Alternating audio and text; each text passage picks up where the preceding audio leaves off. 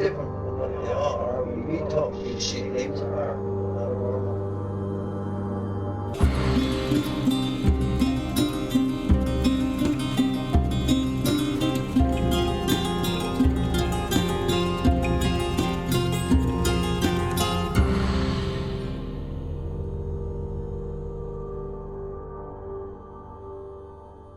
Welcome to Strange Familiars.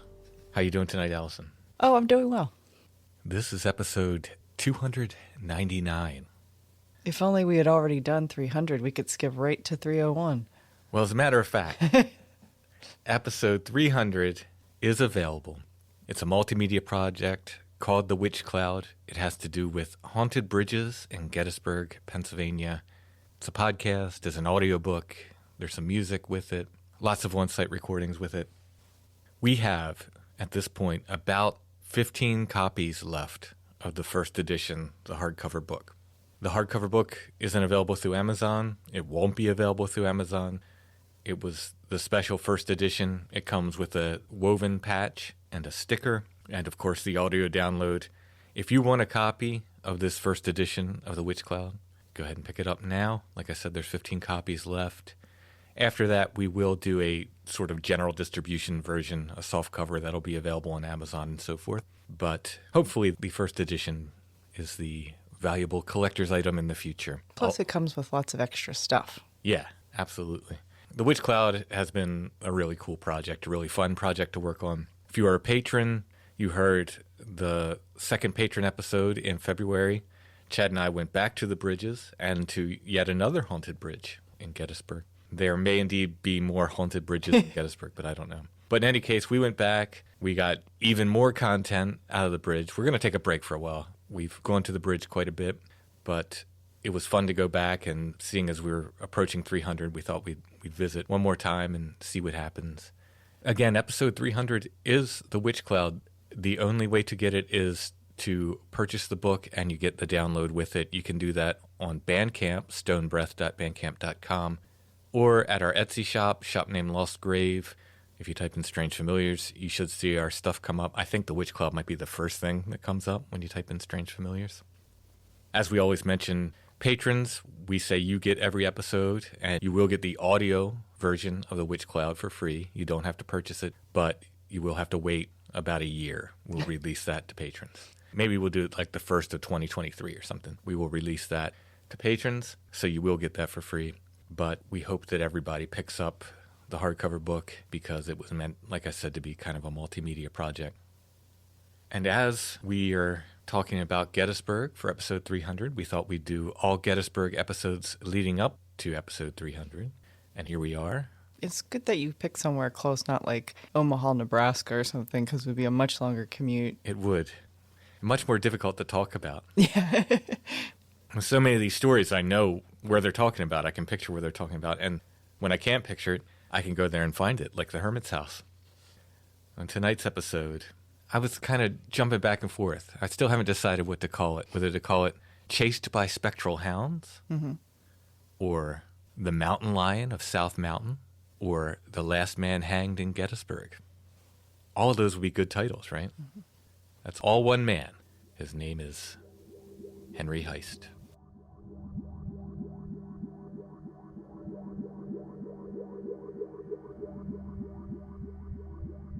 I feel like that's a name that's become sort of a self-fulfilling prophecy. It kind of is, right? Like if you're like Fred Forgery, Johnny Murder. Yeah, Johnny Murder. It has to have the alliterative quality as well. So Henry Heist, the last man hanged in Gettysburg. He's a murderer, perhaps. Mm-hmm. His spirit still wanders the area, perhaps. Henry Heist is the so-called mountain lion of the South Mountain area. I think that name was given to him later on because it's not in any of the earlier newspaper articles, but in the 1900s, in the articles looking back, they start calling Henry Heist the Mountain Lion. I feel like that's one of those names that he fed to them, like, call me the Mountain Lion. Maybe, but it's not used at the time, so I think it's some polishing of his character done a little bit later. Call me the Jaguar. He was, as the paper said, a quote-unquote noted character in the South Mountain region around Gettysburg and Michaud. And by noted character, I think they meant serial criminal. Yeah. It appears as if the area in which he hails from is a bit of a lawless land. Yes. It was an area known as Black Corner. It's around Fairfield in Adams County, which is a little bit further west than Gettysburg. Is this also close to that area? It's like Quincy and like there's a bunch of little towns kind of I think together, and the different people from these stories kind of fall into these little Rouserville tiny... and Waynesboro, and it gets to be right on the line to Franklin County, too. So you get characters coming in from Franklin County as well. So Heist was born around 1866. I don't think they know his actual birth date.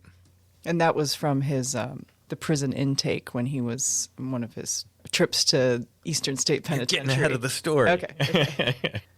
Not much is known about his early life. We can assume it was pretty rough.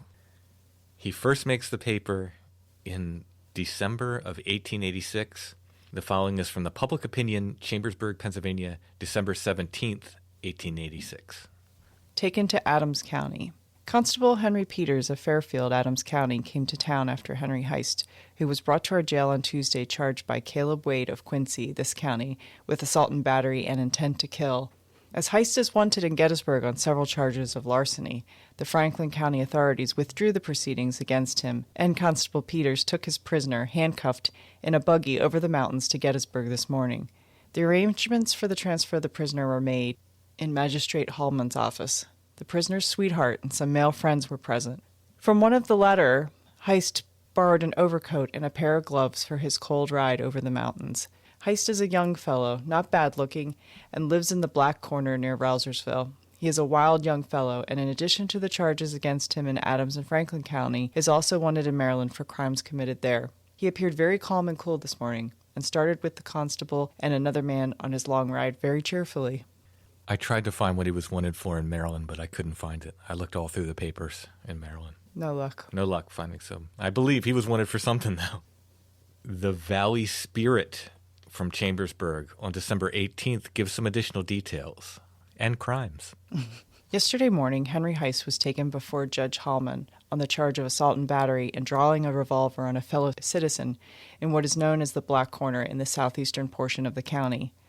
The prosecutor and his witnesses failed to appear, and the case against him was dropped. As soon as he was dismissed by Justice Hallman from the control of the Franklin County authorities, Constable Peters of Fairfield, Adams County, served a warrant on him for the theft of turkeys from an Adams County man and immediately started with him across the mountains. Heist will be indicted for 2 more crimes at the next session of the Adams County Court, it is thought. One charge is that he assisted in the robbery of a store at Millerstown in that county.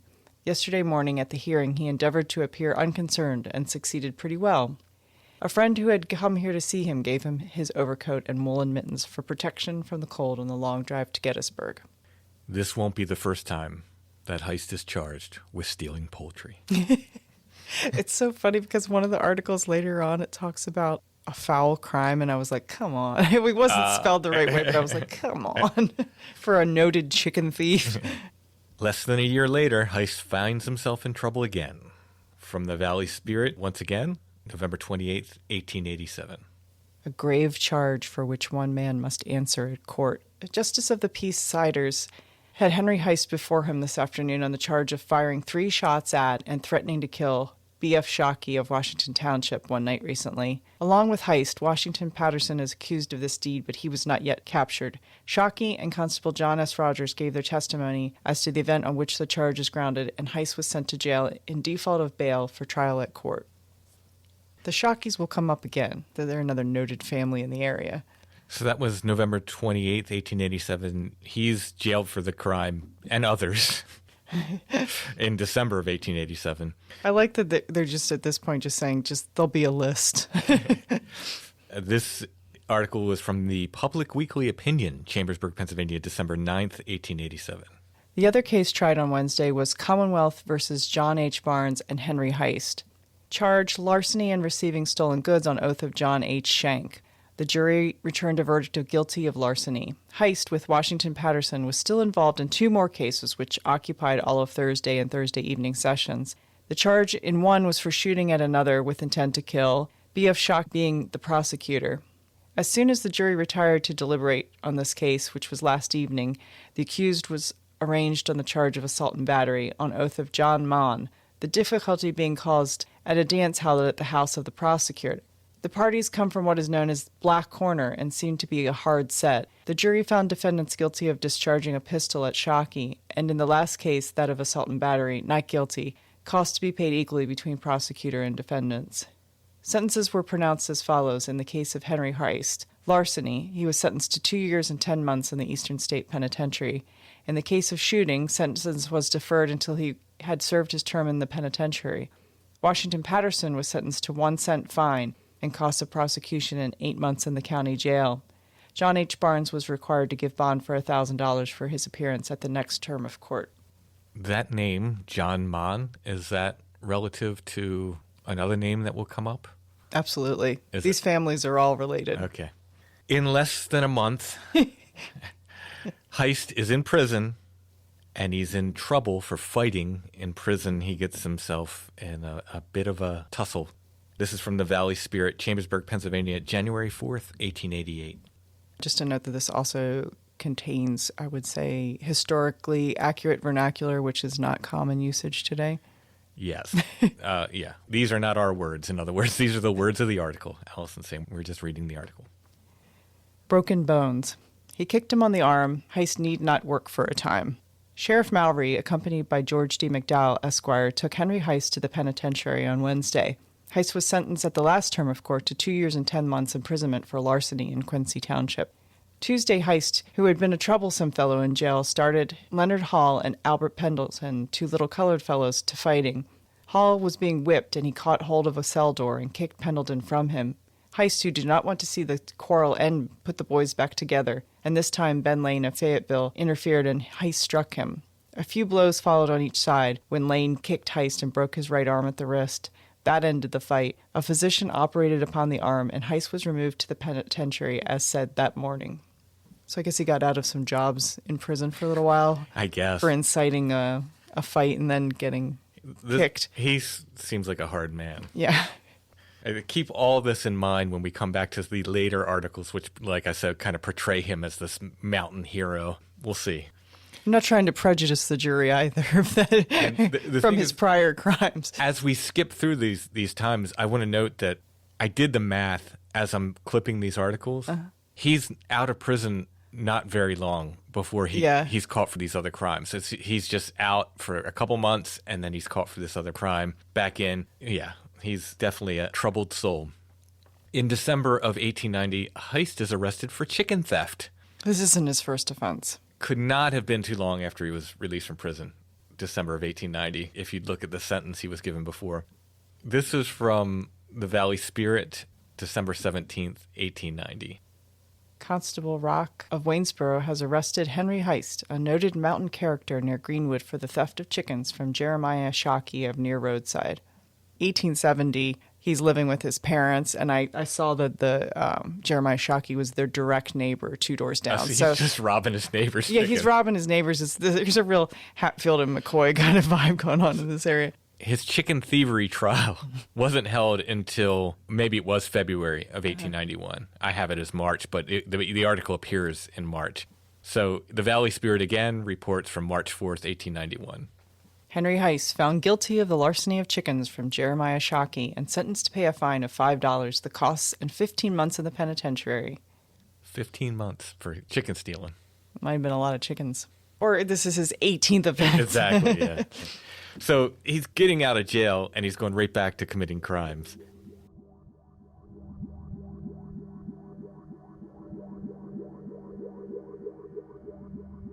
In February of 1893, a man named Emanuel Monn goes missing. Now, this is spelled in the paper a couple different ways. M-A-U-N, M-O-N-N. M-O-H-N, I saw it. Yeah.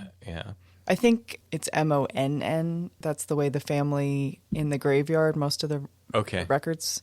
So Mann was the last name of the man who made the complaint before, we mentioned previously, at the dance. Emanuel Monn had been living in a hut and chopping wood near Black Corner with Henry Heist.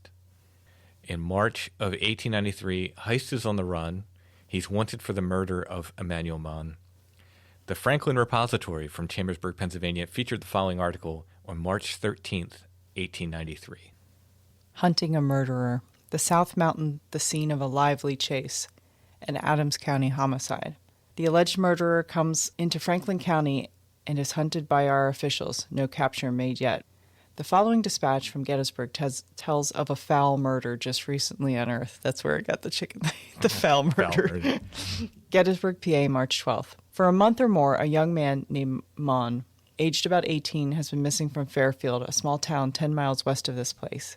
We should stop and warn people. There's some pretty graphic description of the corpse in these articles. This one and going forward, just so people know. Go ahead. He and a companion named Henry Heist had been chopping wood and living in a hut near Black Corner on the South Mountain. Heist returned to Fairfield 3 weeks ago. He told several contradictory stories concerning Munn's whereabouts and sold the latter's axe. This aroused some suspicion, and a slight search was made in the neighborhood of the cabin, but the ground was covered with snow several feet deep, and it was impossible to make any progress. At this time, Heist remained around the village. Meanwhile, the snow had melted. The suspicion grew, and yesterday the district attorney was notified of the matter. Acting under his instructions, Constable Peters today organized a party, and late this afternoon the body of Mann was found. It was hidden under a pile of stones, but a portion of one of the shoes protruded. There were 4 wounds on the body, any of which would have caused death, one entering the skull directly in the middle of the forehead, made by the blunt end of a hatchet, and another by the back of the ear. The lower jaw had been hacked off and the throat cut. The coroner's jury found that the deed had been committed by Henry Heist. Heist left on Saturday and is now supposed to be in Franklin County. Measures were at once taken to arrest him. He's a bad character and has had several terms in the penitentiary. The murder is supposed to have been committed about February 3rd, but the deep snow and intense cold that had prevailed on the mountains had perfectly preserved the body. The only known motive for the crime is jealousy, as Heist and Mann were supposed to have had at one time a trifling difficulty about a woman. The murdered man's name is Emanuel Monn. He was 18 years old and has a sister Nancy living near the old forge. Mann is said to have been a very decent young fellow, and his sister Nancy was an intimate of Heist.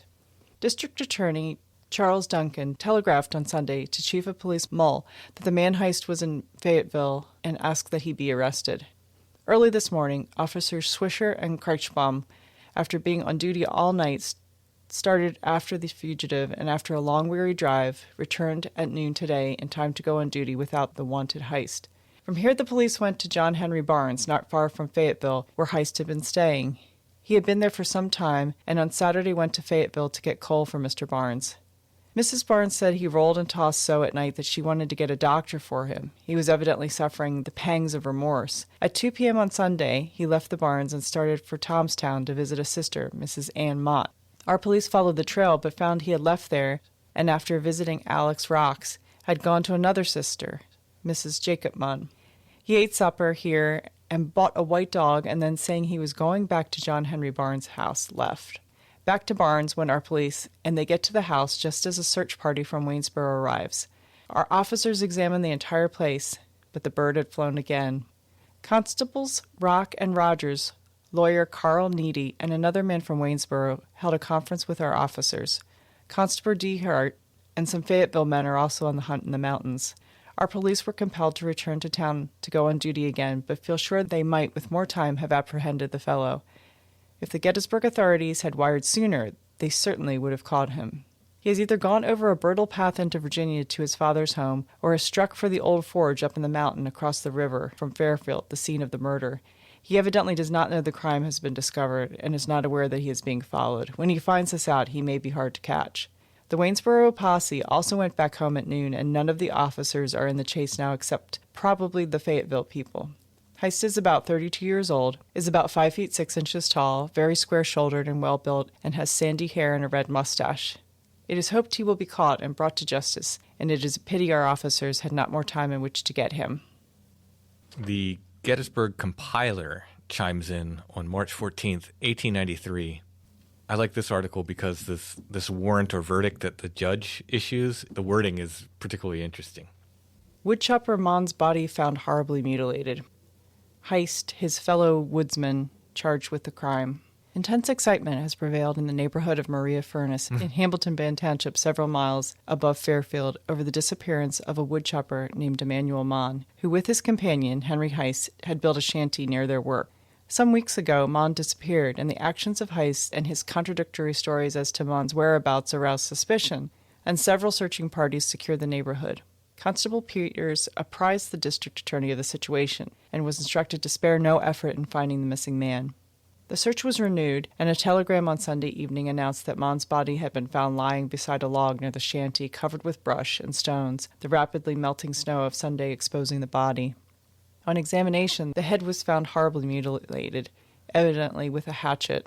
Justice of the Peace D.R. Musselman was notified of the fact and summoned the following: Robert Watson, foreman; C.A. Spangler, P.S. Harbaugh, Aaron Musselman, C.J. Sefton, and G.E. Brown, who after viewing the body returned the following verdict: that 1. Henry Heist, late of Hamilton Bond Township, aforesaid laborer, not having God before his eyes, but being moved and seduced by the instruction of the devil on or about the 2nd day of February, 1893, aforesaid with force and arms at Hamilton Bond Township in the county, aforesaid in and upon the aforesaid Emanuel Monn, in the peace of God and of the Commonwealth, feloniously, voluntarily, and of his malice aforethought, made an assault, and that the aforesaid Henry Heist, then and there, with a hatchet made of iron and steel, which is supposed to be the said Henry Heist, did first strike the said Emanuel Monn on the back of the head, a second blow on the forehead crushing the skull, one mortal wound, supposed to be made with a sharp instrument,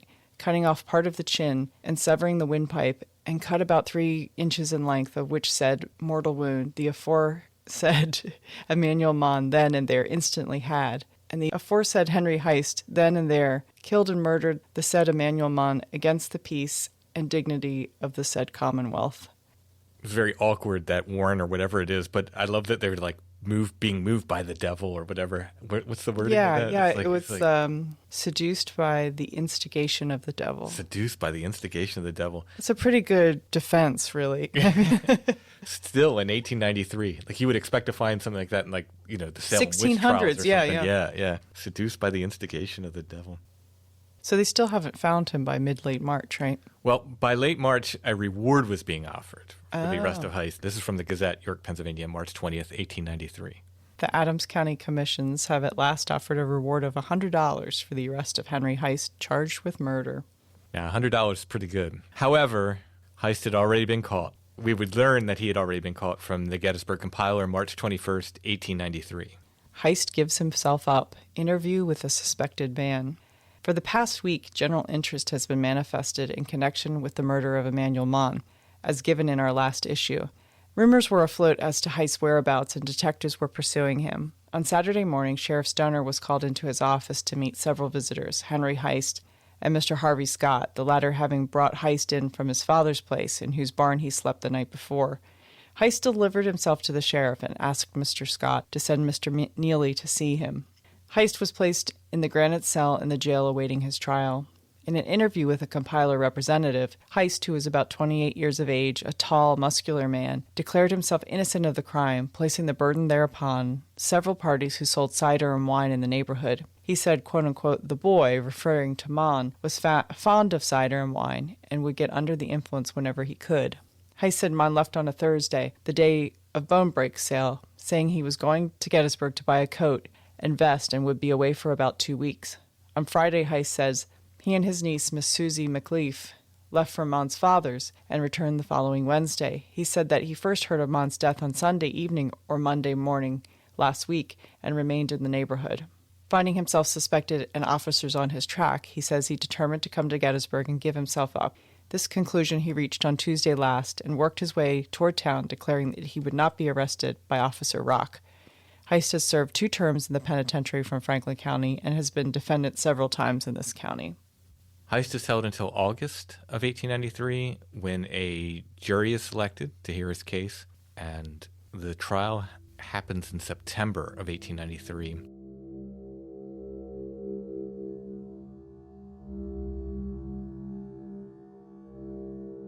They were friends. I mean, they were good friends to the point where there were some thinly veiled suggestions that there might be something else about their relationship, even Really? Well, Well, I didn't come across that.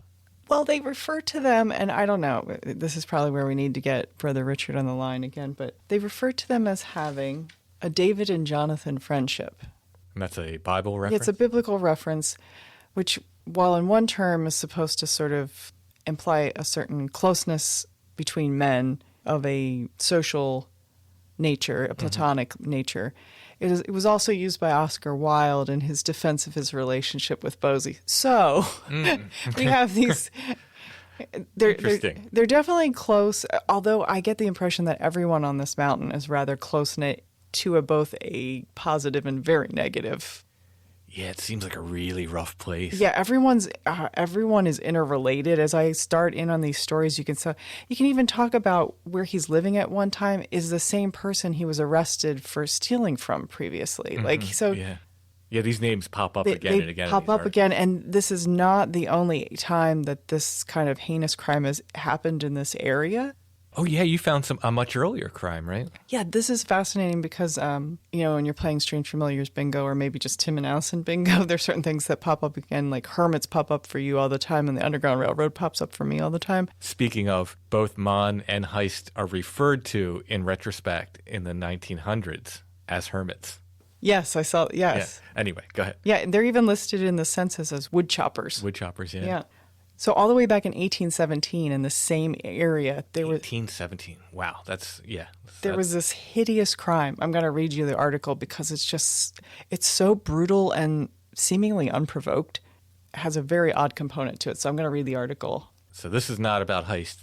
We're going back in time to 1817. Stepping back. We'll get back to Heist's trial. It doesn't end well for him.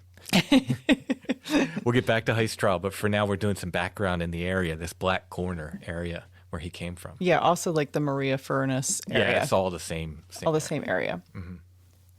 Okay, this is from actually the Evening Post in New York City, and they're reporting on Gettysburg, Pennsylvania on June 25th, 1817. Wow. It becomes our painful duty to announce a most atrocious attempt to murder. On Monday last, Mr. Henry Heege, a young gentleman of inoffensive manners and unimpeachable character, went to the house of Thomas Larimer, distant from this place 5 miles on the Baltimore Turnpike, on his business. Mr. Larimer was in his meadow with several others, mowing. Heege and 2 other young men who were in his company were requested to take scythes and mow a swath. Heege accordingly stooped to lift up a scythe, and just as he raised himself up, was struck by James Hunter with a scythe on the breast and neck, forming an angular wound from the breast up both sides of the neck, towards and behind the ears, the windpipe completely dissevered, and the gullet of throat cut up in a flap. His situation is dangerous in the extreme. Hunter has been apprehended and is now safe in prison. We forbear reciting particulars, as the case will receive a judicial investigation. Then there's an update on July 2nd. Monday last closed the scene of Henry Heege's murder. He sustained his afflictions with fortitude and resignation, and bowed to his fate without a struggle. Thus has been untimely cut down in the flower of age a young man whose character was universally esteemed, and whose fate will be generally lamented. His relations are numerous, respectable, and exquisitely sensible of their bereavement.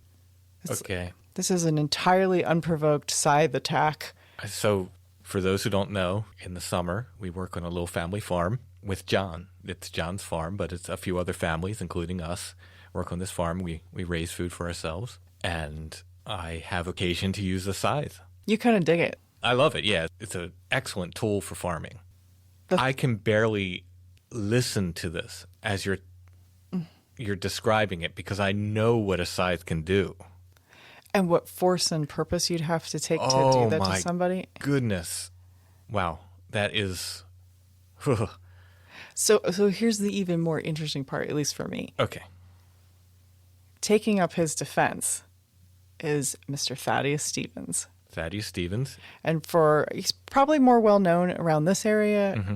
Very famous radical abolitionist. He defended all of the people involved, the Christiana resistance and Christiana. Which we'll have to cover sometime. Yeah, that's a whole other story, but great representative of that period of time of really progressive thought. He also owned Maria Furnace. He's invested in this area already, but this is one of his first break. He is the counsel for the murderer in this area. I know Thaddeus Stevens from Caledonia Furnace. Yeah, I think he owns several furnaces. Okay, so he owned more than one. I think he's an example of one of the few furnace masters that wasn't cruel. He has a pretty good reputation. Most of these furnace masters are, the cruel furnace master. There's tons of stories about these guys. Yeah, Thaddeus Stevens pops up again in different stories, so we'll have to revisit him later on. He's one of my personal kind of local heroes. There was furnaces, by the way. You've heard us probably talk about this, Chad and I. There was furnaces all throughout the Michaud area, all throughout the South Mountains there. South Mountains, when we say South Mountains, that's the chain of the mountains that comes through Michaud, just west of Gettysburg there, goes down into Maryland. The number of furnaces there, I mean, we keep finding new ones. We can't settle on a number because we keep finding more. There were, I don't know, a bunch of them there, like 9 or something, different iron furnaces in there. So it's a huge industry at that time. And during the Civil War, when Jubal Early came on his march and eventually ended up in York, previous to that, they burned all of the furnaces on the way because they knew that they belonged to Thaddeus Stevens, since he was an ardent anti-slavery proponent. But anyway, so I felt like it was interesting that another vicious attack or a hatchet or scythe was committed in the same exact area. So Emanuel Monn, what do we know about him? Like, we're going to skip ahead several years. The heist victim. An interesting aspect of this that is not mentioned in the papers, which is kind of quizzical for this time period, is that he is of mixed race. On the census, he's listed as being mulatto. His father is white and his mother is mixed race. Again, these are terms that we know are not in common usage today. Yeah, so it's just what is listed on. Yeah, I'm just saying census. what's listed on the census. I won't be referring to him as such. He's mixed race, and they didn't mention that in the article. I went back and looked a little bit into his mother's side of the family. They appear to be either free or freed people from Frederick County, Maryland, right along the border there. It's interesting, too, because when I was researching his family, they're all buried in this really sort of abandoned, cool family cemetery where the stones are really well preserved, but they're just kind of hidden. Mm-hmm. And you can see that one of his sisters married one of the Shockeys. Like, so it is all of these families that are you just see sort of these names again. Like, woven. Their lives are just interwoven so much so they can't get away from each other even in death. Yeah. We don't know too much else about him, but there are other people in his family who do find themselves involved in crime, as well as the Shockeys were involved in a counterfeiting ring in the 1780s. There's a double murder involved with the Shockeys in the 20s. There's another murder within the Monn family between relatives. Oh, wow. Yes. There's a lot of crime going on around here. Yes. It's funny because we do tend to think of these kind of heinous things as being like 20th century conventions, that there weren't, like these little pockets of people engaged in really nefarious activities until recently, I think. I don't know. I remember reading some accounts, when I was learning old-time banjo, about these dances that they would have, these old-time music dances. And, you think like these wholesome gatherings where people are, coming to play banjo and fiddle and dance. They were apparently pretty rough. Like, people would go to fight. They were a rough time. What else was there to do, though, really? I mean, these places are remote now. What was there to do then? I mean, you're just kind of stuck with your neighbors, right? Yeah. Got to punch them at some point. I mean, that is really kind of the essence of family, isn't it? When you make the transition from friendship to family. With no internet, you got to punch a neighbor. Yeah. Shall we get back to the trial? Yes, I'm sorry. I really found that fascinating, though, then I found a Thaddeus Stevens reference.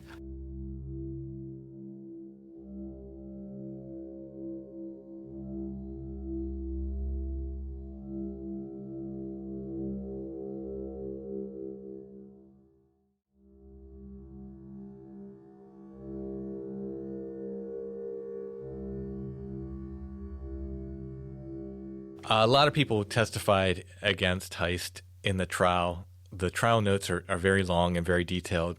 People testify about, finding the body and about Heist selling Monn's axe. But there's a fairly consistent narrative that springs up amongst the people that are testifying that isn't in his testimony, being that they have a fairly consistent story of what happened the last time they saw him, what had happened preceding that. Yeah, his story keeps changing and will change yet again. So he's found guilty. Shocker. November of 1893, the governor of Pennsylvania signed his death warrant. He was to be hanged in Gettysburg. He was given a 30-day respite, a stay of execution. It did not work out for Heist. His execution was set for January 17th, 1894. The Gettysburg Compiler printed the following on January 16th, 1893. Tomorrow's execution. On Saturday morning, the gallows, used first in the coil hanging, which we'll discuss at another time, Yes. and which had been stored in the courthouse cellar, was hauled to the jail yard and re-erected by its builder, Mr. C.H. Comfort, ironic, where it stood nearly 10 years ago. Tomorrow it will be used for the execution of Henry Heist, convicted of the murder of Emanuel Monn, which occurred near Maria Furnace on the night of February 1st last. Sheriff McElhenney has about completed the details for the execution. Black being the customary clothing of the condemned, a suit has been ordered for the prisoner. As stated last week, the sheriff has issued a comparatively small number of tickets, and all requests are now denied. We are informed that the prisoner has recently shown a disposition of forgiveness and penitence. Friday last, visiting day at the jail was phenomenal in the number of persons who thronged the corridor to see the condemned man, the number being 952, many of whom were visitors brought here by the fire. 952. Is that even possible? I don't know, and I don't know what fire they're talking about. Those gallows, by the way, that they mention, first of all, as you said, the coil hanging, we will get into that in a future episode of Strange Familiars. But the gallows they're talking about, they have an interesting history. They were sold to Westminster, Maryland.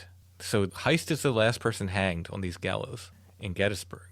How do they know they weren't going to need them ever again? Did they decide they weren't going to be hanging people I don't anymore? know. But they get sold to Westminster, Maryland, where they're used for another execution there. That's so gruesome. Right? I mean, I didn't know they were so... Is the mechanism so advanced at that time that, like, yeah, right? it couldn't... and the fact that the guy who built its name was Comfort is just about as ironic as his name was Heist. It's so crazy how there's actually a history to these gallows. Henry Heist was hanged on January 17th. The Gettysburg Compiler reported on the event January 23rd, 1894. This has a little picture of the accused and a little illustration. It's funny because between the two articles, at one point they said he was a very tall man, and in the other article they said he was 5'6". Yeah, they said he was short. Yeah, and And sandy had the stocky, hair. yeah. In this picture, he looks to have dark-colored hair. I mean, it's hard with an illustration to get that across, but Nice brushy mustache, though. yeah, he does have a quality mustache. Heist paid the penalty, hung for the murder of Emanuel Monn. He dies protesting his innocence of the crime, particulars of the execution, and his speech on the gallows. Wednesday, the last day on earth for Henry Heist, convicted of the murder of Emanuel Monn at the shanty they jointly occupied near the old Maria Furnace, was clear and bright. Early in the morning, visitors came from all sections of the county hoping to see the execution. Sheriff McElhenney very properly limited the number of admissions, and less than 200 persons viewed the closing scene of the tragedy, which started on the night of February 1st, 1893, in the death of Mann. Through the courtesy of the sheriff, a compiler representative was present and participated in an interview at the cell door. Watchman F.P. Sloniker and Theodore Hawkins present when Messrs. C.W. Kremer of the Chambersburg Valley Spirit, Ed G. Fultz of the Opinion, and J.A. Hamilton of the Repository, and Robert Short of the Harrisburg Telegram interrogated the doomed man regarding his knowledge of the Hollinger murder in Franklin County, to whom he had replied that the Hollingers knew all about the crime, that the man who committed it was dead, and that he, Heist, knew a good deal about it, would tell nothing, saying, "They don't hang people for a crime anyhow. A man walks into a building, and he gets a bullet in his head, and they go straight into a phosphate factory, and that ends it." The prisoner, who has been closely guarded, only his spiritual advisor being with him alone recently, seemed in the best of spirits. In reply to questions, he said he slept well the night before and ate a hearty breakfast because he was an innocent man and he had no dread of what was to come. He said he had prepared a statement, of which we have best authority that as far as the care of Monn's murder is concerned, it has no facts which Heist has not already given the writer, and all of which are familiar to compiler readers. He was in his shirt sleeves, as usual, wearing the pants and vest of his new black suit furnished by Mr. J.H. Stein, cleanly shaven, and spent most of the morning, when not in conversation, singing his favorite song, "I Never Will Forget My Dear Old Mother's Face." At 10:10, when the corridor was cleared, his handshake was as firm as months before. During the entire morning, a vast throng crowded the street in front of the jail, importuning, but only those who had cards were admitted. At 11:05, Sheriff McElhenney emerged from the door at the rear of the corridor, which had been draped in black. With firm appeared Heist, dressed in a suit of black and with his wrists in handcuffs behind his back. Following them came Reverend Hugh Gilchrist, the prisoner's spiritual advisor, and District Attorney Charles Duncan. The four ascended the steps and stood upon the 6-foot square platform. Sheriff McElhenney turned to Heist and asked him if he had anything to say. With a firm voice, Heist declared himself innocent of the murder, regretting that he had not told more of his case before. In a disconnected and rambling speech of several minutes, he blamed others for swearing his life away, saying that they were put up to it to take his life for money. He adhered to his statement that George Reese was the party, but did not believe he did it on purpose. He said he had no grudge against anyone and that he had left a statement. During his remarks, he blamed District Attorney Duncan for the part he had taken, and also censured ex-District Attorney Bowers of Franklin County for his part in twice sending him to the penitentiary. He extended his thanks to Sheriff Stoner and McElhenney for their kindness, and at the close of his talk, the Reverend spoke to him of forgiveness, and when he turned to the District Attorney and said, "I have forgiven the rest, and I'll forgive you too." Reverend Gilchrist, who had no effort unspared to impress the man of his impending doom and the importance of repentance and forgiveness, followed with a brief but none the less fervent prayer. The sheriff then buckled on the 2 straps which bound his legs and adjusted the black cap covering his face, thus facing the prisoner, noting a smile on his countenance. These preliminaries over, the Reverend and District Attorney and Sheriff descended the steps, when at 11:14 the bolts noiselessly moved, the platform doors swung back, and Henry Heist was ushered into eternity, dropping fully 5 feet. The body swung around somewhat, and several slight muscular efforts were apparent. The jail physician, the coroner, and representatives of the medical profession from this place as well as all of the county surrounded the body and made frequent examinations. At the end of 10 minutes, his pulse was beating with vigor, and 2 minutes later it weakened. Oh, that's horrible. I know. Heartbeats were heard at the end of 14 minutes. Oh. And at 11:30 he was pronounced dead. At 11:39 the body was taken down and carried into the corridor, where the noose was removed from his neck, the cap taken off, and the jury, after viewing the remains, pronounced him dead from strangulation. During the afternoon, a post-mortem examination of the body was made by quite a number of physicians, revealing a normal condition of the brain and other organs. The man was of remarkably powerful physique, weighed 183 pounds, and nearly 29 years of age. The prisoner's aunt, Mrs. John Henry Barnes of Germantown near Fayetteville, Franklin County, who with her husband was in the jail at the time of the execution, claimed the body, which under the direction of Undertaker Garlick was interred the same evening at the almshouse graveyard. At an early hour in the morning, the sheriff swore in a large number of deputies who kept perfect order outside as well during the execution.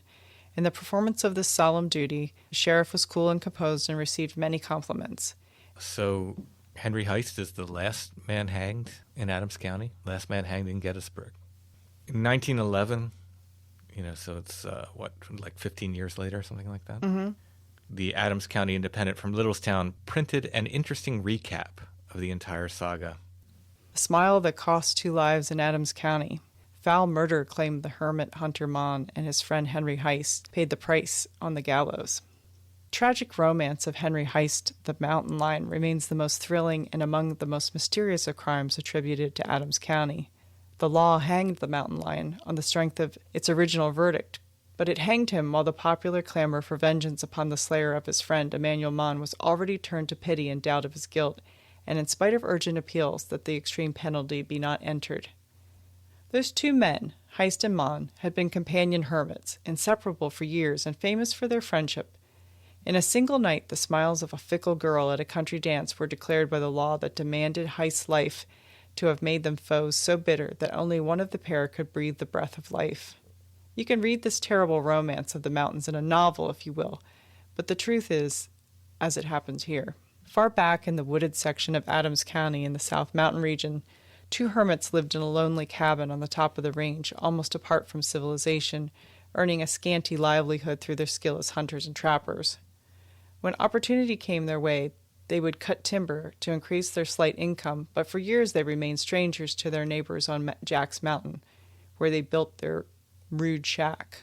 Already you can see the holes. You can punch holes in this Yeah, like the whole narrative's completely changed. Yeah. It was quite obvious they lived in a shack on the land of George Reese and not that far away from him. And they were going to dances. They knew everybody. They had interchanges with everybody in the community. On a regular basis. Yeah. So anyway, so this is a very different take on it 15 years later. Even the insistence that this was over a girl is a slightly newer. Yeah, I mean, there was That was a suspicion at the time, but this becomes like the whole story. Yeah. Yeah. Early in the 90s, the fame of the hermits as hunters spread through the county, and at infrequent intervals, mountaineers accepted the hospitality of their cabin. These visitors were deeply impressed with the depth of the friendship of the odd pair.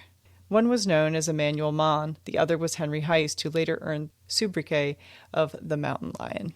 Never referred to once before as the Mountain Lion. The two powerful hunters in their seclusion became so attached to each other that they were seldom seen apart. In their wanderings through the hills, one day during the winter of 1892 and 3, Mann and Heist stopped for a few moments at the home of a neighboring mountaineer. They were invited to attend a party to be held there, and after some hesitation they accepted. In the vicinity of Jack's Mountain, a custom prevails among the country folk to assemble at one another's homes during the long winter evenings and pass the time in merrymaking. Reese, the backwoodsman who extended the invitation to the hermits, planned a dance as the feature of his entertainment for the young folk of the region. Early in the evening of February 2nd, Mann and Heist, discarding their hunting garments, donned their best clothes and went to the mountainside to the Reese house, where they were hospitably greeted by their host, who introduced them to a group of men and women gathered from over South Mountain. In the assembly were giant young fellows raised in the hills who were accustomed to enjoying themselves as strenuously as they worked. Rosy, buxom girls, dressed in their homespun frocks, formed centers of animated circles, but always with jealous eyes the mountain chivalry guarded their partners for the dance. A little graceful blonde girl, who carelessly stepped on masculine hearts and was known as the Belle of the Mountain, caught the admiration of the hermits as they entered the room. She daringly returned their glances, and a suspicious smile played on the curve of their lips as they continued to stare at her. She decided, apparently, to add 2 more to her list of victims. A lot of details in this story. In the way that when somebody tells a totally fake story, you're like, there's like 2 details. How did they know how she smiled? Exactly. Yeah. Or how they smiled. They smiled suspiciously. Yeah, During the festivities, the blonde flirted with the strangers, and as the dance was drawing to its close, she had an opportunity of showing her preference for Mann. It is not customary to draw discriminating lines in the mountain social circle, and the young woman could demand the attention of the favored hermit without attracting undue attention. There are not many of these simple, joyous, blissful old party nights left in Pennsylvania's lowlands. The local parks with the trolleys to feed them have very largely obliterated the homely merrymaking and jovial fun that went with the efforts of a score or more of a country boys and girls to devise their own amusement. Yes, see, before the internet, we had such wholesome entertainment. Yeah, exactly. But sometimes, back where there are no trolleys to whirl away the young folk. Before the trolleys. Remember that? Let's make America great again. Before the trolleys. But sometimes back where there are no trolleys to whirl away the young folk on an evening's party in the nearest town, and in the lonelier cabins of the mountains, the good old times are with them still, with the fiddle and the dance to their vigorous content, and with every latent love affair forced into bloom like a rose in a hothouse. The girl who is kissed on the impulse then doesn't resent it quite so much as she does alone in the lane, although she may slap harder for the benefit of a critical public. The beau who is bashful when she is solitary in her dignity plucks up courage from the very number of his sex. To Mann and Heist, awkward and scarcely at their ease among the little gathering of neighbors, the scene was stirring every warm human sentiment that had been so long relinquished for the sake of their one mutual friendship and their rough pleasure in nature's changing moods. Mm-hmm. The belle of the evening, to whom such stray victims were game as fair as any deer the hermits themselves would slay, was radiant in her enjoyment. She looked the queen of the little party, and she was its queen in truth. But for all her admitted supremacy, those who devoted themselves to her were few, not because she could not have had the others, but because she had recognized her power over 2 uncouth strangers from the instant her eyes met theirs. She had resolved then that she would drink deep of the cup of men's most sincere admiration, up to the point where her woman's jealousy should have the satisfaction of proving her charms stronger than those of the closest friendship. They really, know what was going on in her head. It's amazing. They also know the nature of their friendship and how awkward they were just being stuck with each other all the time. Mm-hmm. It's curious. Yeah. But in that she failed, at least so far as any one of the watchers of the cruel comedy could see at the time. Mann took her favors eagerly, thirstily, as a parched man might revel in the water he has long been deprived of. But his friend showed no resentment, although he courted with her with an equally frank admiration, and would be rebuffed by her blighting sallies when he presumed beyond her scant indulgence to him. The two hunters were in fact good sportsmen, long tried by their friendly rivalries of the mountainside. Had her smiles gone to Heist and her occasional frowns to Mann, the stoic that was in each of them would have shown no bitterness to the other, however filled with hatred they might have become. When the evening of merrymaking came to an end, and the hermits quietly withdrew, for the blonde was escorted home by the rival of both, and the odd pair began their trip up to their mountainside cabin. That was the last dance Mann ever attended. He suddenly disappeared, and it was believed that he froze to death in a blinding snowstorm during one of his hunting expeditions. Neighbors formed scouting parties and searching Jack's Mountain without success. Then the woods surrounding the cabin were investigated, but no trace of the missing man could be found.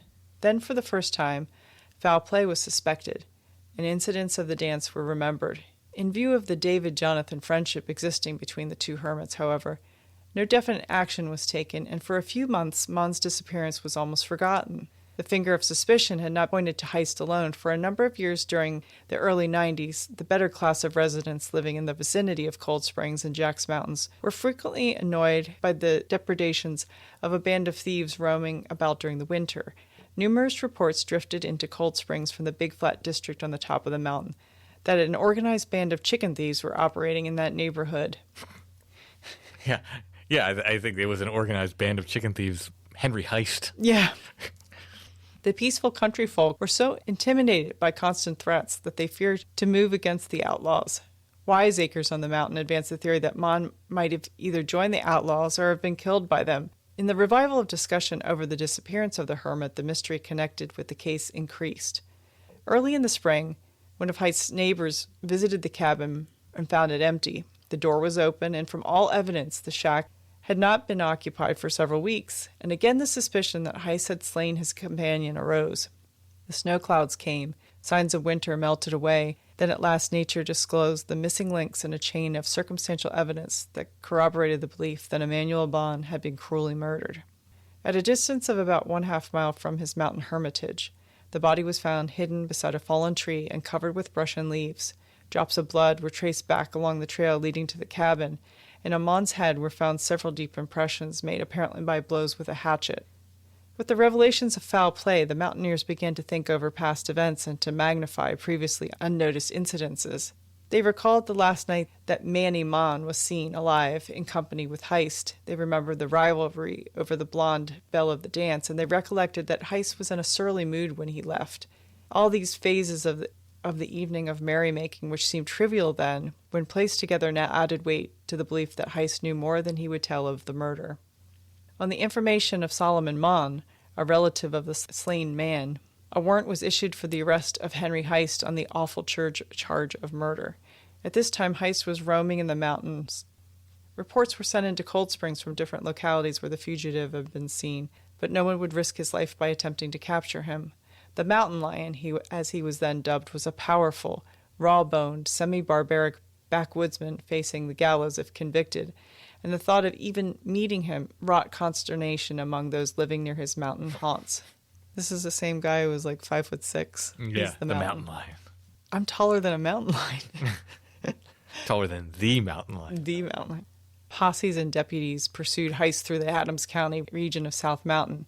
He was at one time discovered in the Cold Springs district, and driven from his hiding place, he was followed across the Big Flat to the Chambersburg Pike, where he was shot at several times. He evaded the officers and retraced his trail across the mountain. I don't think there's any truth to that whatsoever. There's no record of that at all. By this time, nearly every home in the region was provided with firearms or some other weapon of defense, and the mountaineers inquired constantly for the whereabouts of the mountain lion. The chase continued for weeks without success, and finally all trace of Heist was lost. Had the fickle smiles of the country belle set two friends at odds 100 years previously, the chances are that Henry Heist, guilty as the law had pronounced him to be, or innocent and yet aware of the terrible charge liable to be brought against him, could have made good his escape. He might even have succeeded in getting away under modern conditions of civilization had he fled at the hour when Mann fell victim to the murderous hatchet blows.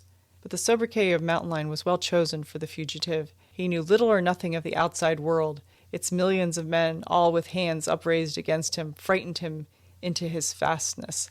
He had no fear of numbers that he could not see with his eyes, although he had ample caution.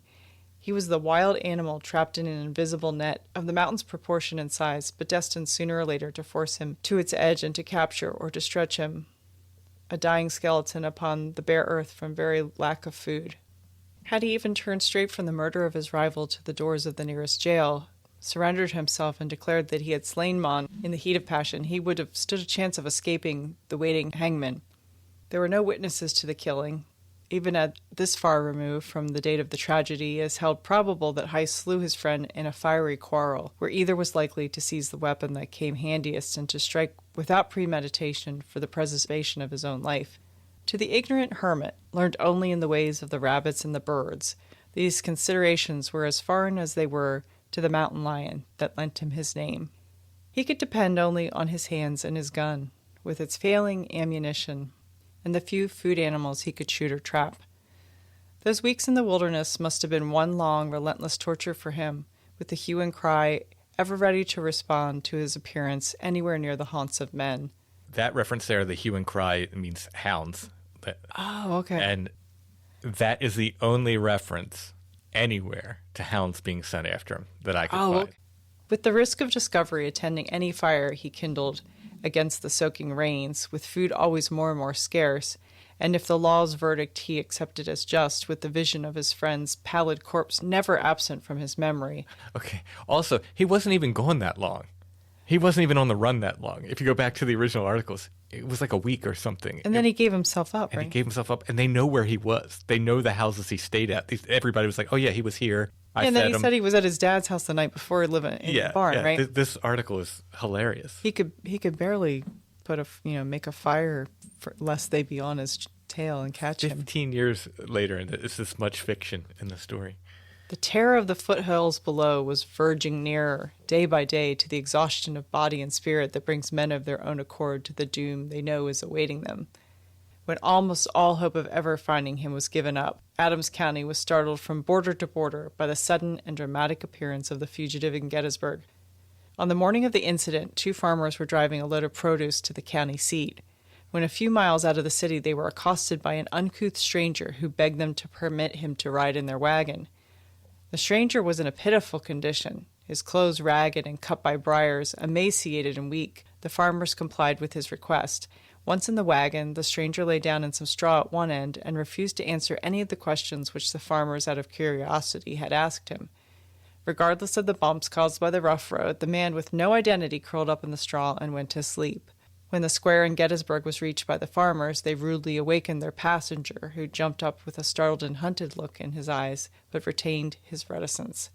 "Say, who are you?" asked one of the farmers, insisting upon knowing something about this mysterious mountaineer. After a moment's hesitation, the stranger straightened himself, threw back his shoulders, and caused almost as much excitement in the square as when the Battle of Gettysburg was fought, when he replied, "Henry Heist is my name. What of it?" The news spread, and although police officers were on the scene in a few minutes, the mountain lion submitted peacefully to the authorities and was placed in a cell. Lucky for them. Yeah. I mean, he was the mountain lion. Driven to desperation through hunger and fatigue, and at the end of his resources, he had decided to give himself over to the law. When Heist was arraigned before a justice of the peace, the street in front of the office was packed with men, who clustered about the door during the entire hearing. A few mountaineers were present, but no demonstration was made.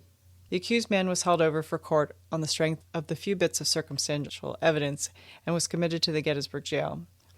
At the session of criminal court held on April 25, 1893, the grand jury returned a true bill on the indictment charging Heist with the murder of Emanuel Monn.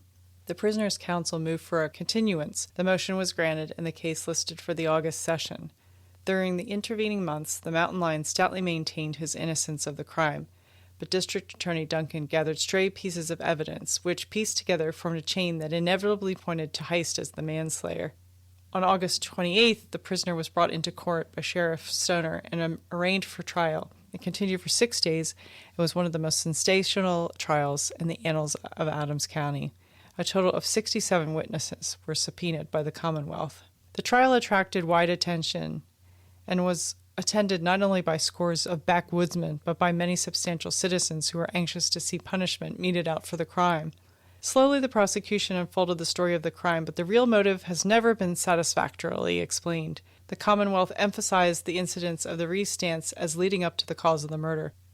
By witnesses, it was shown that Mann and Heist exhibited evidences of jealousy over the belle of the ball, and that the young mountain lass had demonstrated her preference for Mann. Witnesses swore that as the festivities were drawing to a close, it was Heist who grew restless and was plainly angry over his own slow progress with the girl and his companion's rapid advancement. It was the belief of the few who are acquainted with the lives of the hermits that their friendly relations ceased when they left the Reese home that night. The prosecution attempted to show that after the custom of the backwoodsman, the mountain lion nursed his grievance, and when his jealous instinct could no longer be curbed, he determined to assert his right according to barbaric methods. But the strongest bit of evidence was a hatchet, and when the piece of steel was produced in court, it seemed to have had a profound effect on the jury. When Mann's body was discovered, on the victim's head were found several deep impressions, and at the time of the coroner's inquest the theory was advanced that the wounds were caused by either a hatchet or an axe. The ugly gashes gave the appearance of having been made by a ragged-edged instrument. He produced a hatchet. It was rusty and old, its edge was rough, and the blade had indentations that conformed exactly with the impressions of the wounds. The hatchet had been found hidden in the stove at the hermitage on Jack's Mountain. Strengthening this evidence were the telltale drops of blood traced from the spot where Mann's body was found, back along the trail leading to the lonely habitation. So, months later after all the snow? Yeah. The prosecution made a strong, circumstantial case, drawing damaging testimony from the lips of the big throng of witnesses it had subpoenaed. Quick to jump at conclusions, the mountain residents did not sympathize with Heist, and many of them believed him guilty weeks before the case was even tried. Because they knew these people and they knew what was going on. Yeah, it's curious. Why are they taking up his defense now? I think the writer of the article, is sympathetic. The columnist is wants to make this romantic character out of him, maybe. Yeah. Again, it's a story of thwarted by love, they retreat to the mountains and know nothing but rabbits and killing stuff. Right. They were just these rough mountain men. They were innocent to the ways of the world. These guys were ruffians. They were. And he saw the world a fair bit, I would think, while he was at Eastern State Penitentiary. Yeah. One day, Heist requested his counsel to permit him to take the stand, and he might tell his own story of the crime, but they denied him this opportunity. The chain of circumstantial evidence built up by the Commonwealth was attacked, but each fact brought out was forcibly corroborated by the state's witnesses. It could be noticed that few doubts existed in the minds of the talesmen on the last day of the trial. Finally, the case was placed in the hands of a jury for a decision, and on September 2nd, the 12 men returned a verdict of guilty of murder in the first degree. On September 29th, President Judge William McLean imposed the penalty of death upon the prisoner. During the term of Heist's incarceration in the Gettysburg jail, he persisted in telling the sheriff that there were others who knew more about the murder than he did. After his conviction, the mountain lion revealed the name of one man whom he accused of slaying Mann. Deputies scoured the county and found the mountaineer who was taken to Gettysburg to face Heist. In the presence of Judge McLean, the hermit, upon whom the shadow of the gallows was deepening, openly declared that the man he confronted was guilty, and that a mistake had been made in his own case. Although this created another sensation for Adams County, little credence was given Heist's story by the authorities, and the mountaineer he accused was released, and preparations for the execution of the mountain lion proceeded. But the counsel for Heist continued to fight for his life. An appeal was taken to the Supreme Court and refused. After the decree of death had been returned by Governor Robert Patteson, setting the date for the execution, deep sympathy for the prisoner was aroused. A Presbyterian preacher headed a movement on Heist's behalf, for hundreds of Adams County residents were now becoming skeptical of the prisoner's guilt. A petition was circulated throughout the county asking for a commutation of sentence and was largely signed. This effort was rewarded by a 30-day reprieve. The case was presented to the Board of Pardons but without success, and the decree of death was finally carried into execution on January 17, 1894. Up to the last minute, Heist declared he was not the guilty man. He offered no explanation of the death, nor did he make any confession. The last dramatic incident occurred when the prisoner was placed on the scaffold just before his execution. Before the black cap was placed on his head, the raw-boned giant of the hills raised his eyes and looked squarely in the faces of those gathered to witness his last moments of life and said, "I am an innocent man. I never harmed the boy. We never had any words. The noose was placed about his neck. The trap fell, and the mountain lion quiveringly dropped to his death. The mystery surrounding the death of Emanuel Monn to this day has not been satisfactorily solved.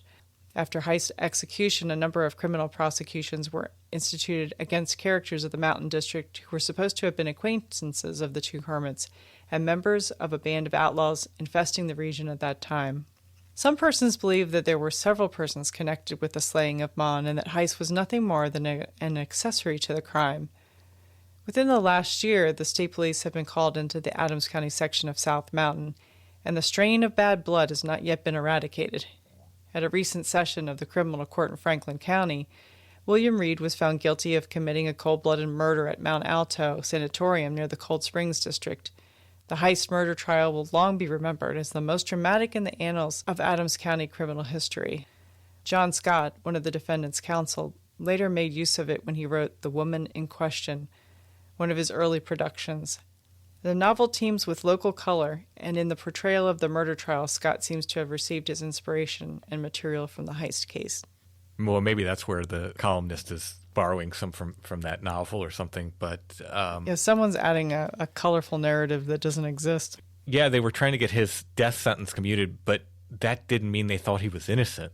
They just didn't think he should die for the crime. Yeah, there's a big difference there. There's a big difference there. That whole tone of the article changes. I just think it was interesting 15 years later how now he's this sort of hero of the mountains, the mountain lion, Henry Heist. And it also now it's become the fault of the woman they accidentally meet at a party. And you notice that article mentions none of his earlier crimes, none of his stints in the penitentiary. None of that. So it's very interesting. Not the fact that they lived on the same property as someone they knew. Yeah. Very interesting. Different take on it. I'm going to go with the articles from the time, I think. Mm-hmm. And nowhere in the time do we find an article which calls him the mountain lion. No, that's later.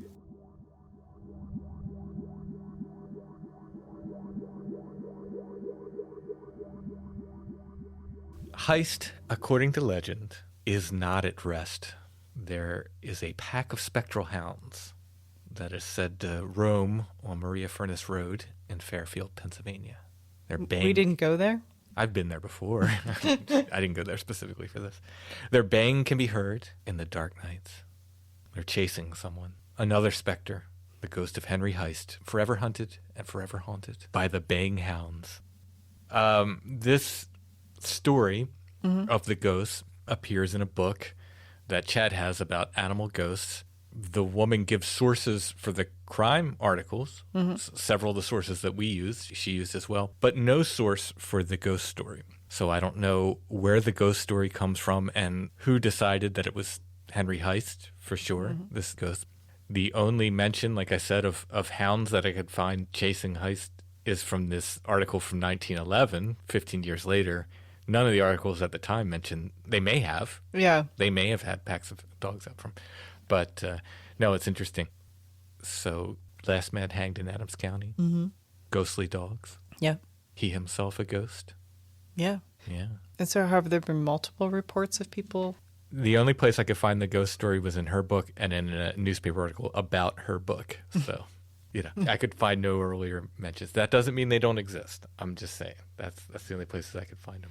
I mean, it's the kind of thing, too, that it really, there is value to an oral tradition, which has no way of being sourced, other than to say recorded interview, blah, blah, blah. Oh, absolutely. Yeah. But it would be interesting if she noted where she got the ghost story. Yeah, even if it's just like, I heard this from some guy. Yeah, exactly. Or I've heard it from multiple people. She does give the location of his cabin. It's on private property, so we can't go there. It would be really interesting to see. I mean, I'm sure his cabin doesn't exist anymore, but I have found remains of other hermit cabins. And there's an illustration of it. There is. Paper.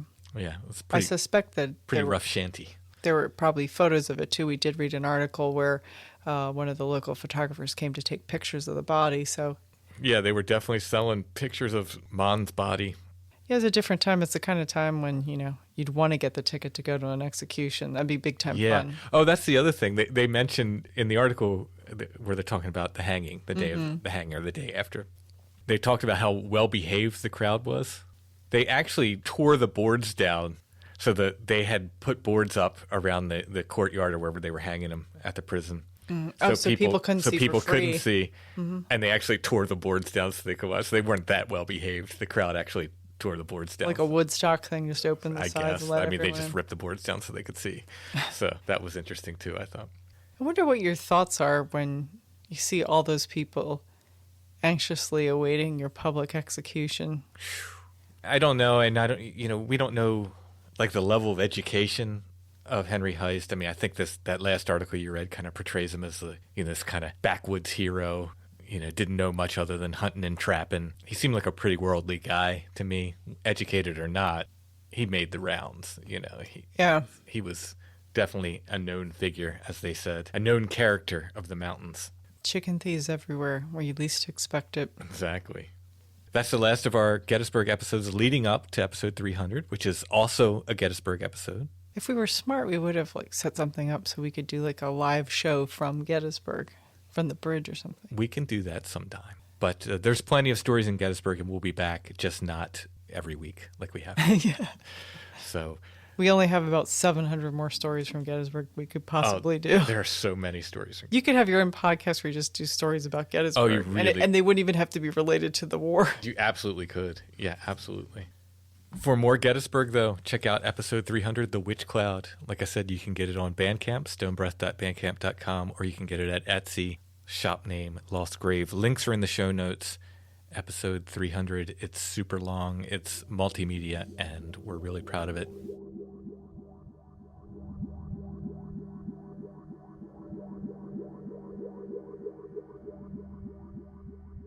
I'm going to do a thing about spectral hounds leading into the 90 days. Always looking for a segue into the 90 days commercial. Listeners, pretend I had the perfect spectral hound segue going into this 90 days to the perfect puppy commercial. Thank you. 90 days to the perfect puppy. They can help you. If you have a puppy and you need help with your puppy, you need training help, whether you need help with mouthing and biting or potty training, fear and nervousness, with barking, if your puppy's chewing on things they shouldn't be chewing on, like furniture and shoes. If they're walking through walls.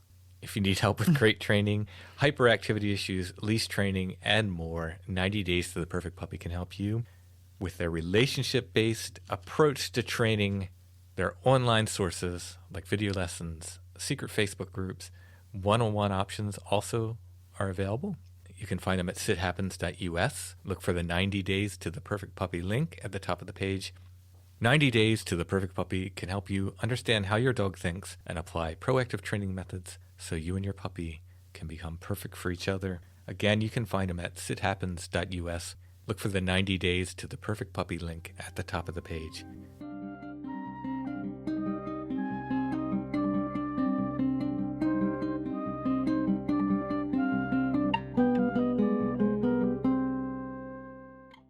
People have been sending me Bigfoot figurines, Allison. I threw away the return address. The name is Risky Bismuth, which is hilarious. Risky Bismuth, because he makes them out of bismuth. On Instagram. Sent me a little Bigfoot miniature. And Greg K. sent me another one. These were unsolicited. Thank you very much. My Bigfoot miniature collection is expanding. It's getting very big. And I don't remember, months ago, Sandra from Perth Pewter sent me one that they made, and I don't know if I ever thanked her. While I'm thanking people for Bigfoot miniatures, I thought I better circle back because I really don't remember if I thanked her. If I didn't, Somebody sent you the large Yeti guy at Christmas time. Yeah, I think, did I thank? Whoever sent me the huge Yeti, thank you for that as well. They're all really cool, totally different in their own. Yeah, I should have written all this stuff down. It's been a crazy busy time. I'm very sorry for that. I'm not being rude. I hope, evidently I am being rude. I'm not trying to be rude. And you really do appreciate it. Yeah, You're very excited every time a little Bigfoot shows up. Yes, thank you all. Thank you very much. Fiddler's Green magazine sent us another issue. It's always beautiful, just incredible. I have not gotten a chance to do artwork for them in quite a few issues. I really feel badly about that, and I would like to start illustrating again for Fiddler's Green, but their new issue is out. You can find that at fiddlersgreenzine.com. Fantastic magazine. The most nicely printed zine I think I've ever seen. Yeah, it's just beautifully Beautifully printed. Excellent publication. So thank you to Clint Marsh and Fiddler's Green. Thanks for sending that. We always love your publications. This guy in this photo, Allison, is taken at Mumford in Gettysburg. I'm not saying he's Henry Heist. He is a mustachioed man of about the same age. He looks enough like the drawing in the paper. I mean... Yeah, enough where I'm like, should we really be selling this? Yeah. So we have a... I originally purchased that because I knew we were going to do so many Gettysburg episodes, and I was like, it'd be cool to have just something from Gettysburg. So many things attached to Gettysburg are pricey just from the relation to the war. So yeah, a lot of these, the photographers, just because they were there at the time. Yeah, the photos become valuable. Yeah, so this is just it's a portrait of a man. It is most likely not Henry Heist. The chances are very, very remote. We don't know who it is. It's not identified. But it is identified as being from Gettysburg, Yeah. so you get a little souvenir. Yeah. So this will be our curiosity of the week. We will put a picture of this in the show notes under this episode. If you click on that, it'll take you to our Etsy shop where you can purchase this and other curiosities of the week. Also at Etsy, I have artwork, original art, and prints. All of my books are there. They come signed when you buy them on Etsy. You don't even have to ask. Strange Familiars t-shirts, the traditional Awoken Tree t-shirt, and much more. Check it out. Again, shop name, Lost Grave. But if you type in Strange Familiars, you'll see our stuff come up. While you're at Etsy, make sure to check out Chad's shop, Ruck Rabbit Outdoors. You can buy hatchets there. Don't murder your cabin mates with them. No matter the nature of your Jonathan David friendship, it's not worth it. It's not worth it. He's got wool and all kinds of other stuff. His inventory constantly changes. And our friends at Karmic Garden have the Strange Familiar scent, the Flannel Man scent, and many, many other wonderful scents for soaps and candles and the like. The Strange Familiars High Strangeness tour shirts, the pre-order was very much a success. We're going to have those in a few weeks. I'm not sure how long production is going to take because it's a pretty big order. But we will have those, and we will send those out as soon as we start getting them. They're not all going to get mailed in one day, but we'll begin mailing them. Tim is really fast, though. He will make us do as many as humanly possible in a day. I'll do what I can. That was a huge success. So thanks, everybody, for pre-ordering. We'll keep you updated on the show when we get them. I'll let everybody know so you can know when to expect them. New Strange Familiar stickers should be coming out soon. We'll put sets of those up on Etsy, vinyl sticker sets. It's going to be the Awoken Tree, William of the Fiery Flowers, the Witch's Eye. New vinyl stickers coming to that, white and red on black. They look really cool. And I did another vinyl sticker of Hans Trap, my artwork that I did for the Hans Trap episode. So we'll make a set of those vinyl stickers together that you can purchase on Etsy. Those should be coming soon. I think that's about it. Thanks, everybody, for listening. Episode 300, The Witch Cloud. It's already out, but it's also next because we're a time-traveling paranormal podcast. We'll be back soon with more Strange Familiars.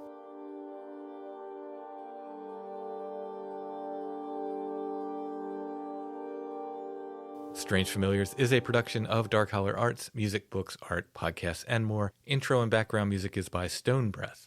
If you want to hear more Stone Breath or purchase music by Stone Breath, you can go to stonebreath.bandcamp.com. The Witch Cloud is available there as well. We are on Facebook, facebook.com/Strange Familiars, where you can join the Strange Familiars gathering group. And we are on Instagram @Strange Familiars.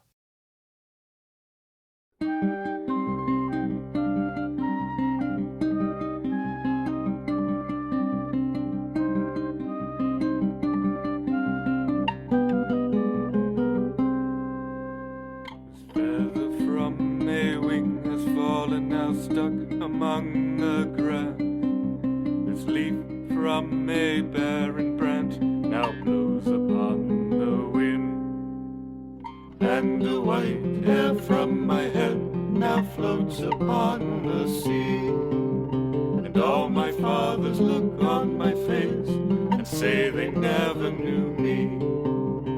Come into the well with me, I take my drink from there.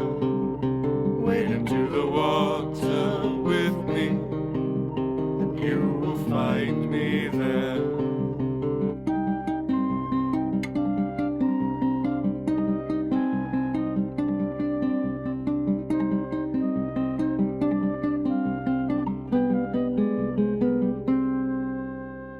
The spider from web was taken, now crawls upon the ground.